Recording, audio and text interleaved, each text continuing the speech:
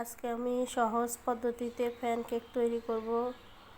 তো এই তো এখন আমি একটা বাটি নিয়ে নিলাম, বাটির মধ্যে পরিমাণ মতো চিনি নিয়ে একটা ডিম ভেঙে দিব।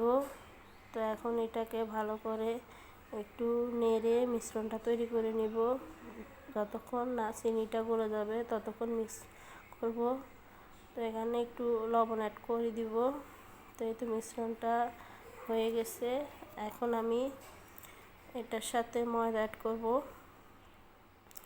তো এই তো আমি 1 কাপ ময়দা নিয়ে নিলাম।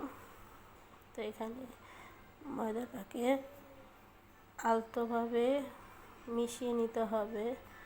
তো আমার ডিমের মিশ্রণের সাথে ময়দাটা পরিমাণে বেশি হয়ে গেছে, যার কারণে আমি এখানে অ্যাড করব হালকা কুসুম গরম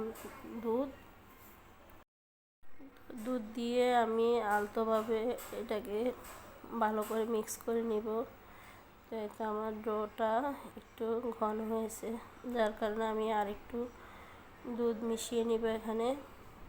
তো অল্প অল্প করে দিতে হবে, একসাথে সবগুলো দিয়ে দিলে দেখা যাবে যে ডোটা বেশি নরম হয়ে যাবে।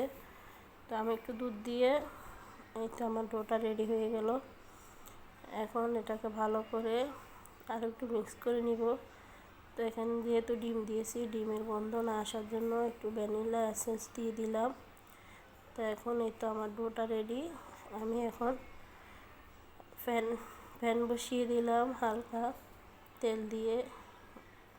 এখানে আমি মিশ্রণটা দিয়ে ঢাকনা দিয়ে ঢেকে দিব। তো ঢাকনা দিয়ে ঢেকে দেওয়ার পর এখন আমি ঢাকনাটা উঠিয়ে এটা উল্টিয়ে আপনাদেরকে দেখাবো। তো যেহেতু এটা আমি প্রথম বানিয়েছি, যার কারণে এটা কালারটা প্যানকেকের মতো আসে নাই, হালকা আসছে। তো আমি এই তো দ্বিতীয়টা বানিয়ে নিচ্ছি। এখন একটু উল্টিয়ে দিব। তো বন্ধুরা, আমার ভিডিও যদি ভালো লাগে প্লিজ লাইক শেয়ার করবেন এবং পেজটা ফলো করবেন।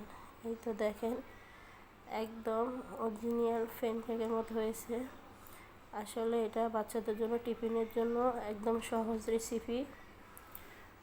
তো এইভাবে আমি সবগুলো বানিয়ে নিচ্ছি। দেখেন কি কালার আসছে। তো এটা বানাতে যেরকম সহজ, খেতেও কিন্তু অনেকটা টেস্টি। তো এই তো আমি সব বানিয়ে নিলাম। এখন আপনাদেরকে একটা কেটে দেখাচ্ছি কতটা নরম, কতটা সফট হয়েছে। আপনারা এটা বাসায় বানিয়েই বুঝতে পারবেন। তো এই তো আমি আপনাদেরকে কেটে একটু ধরিয়ে দেখাচ্ছি যে কতটা নরম। আমি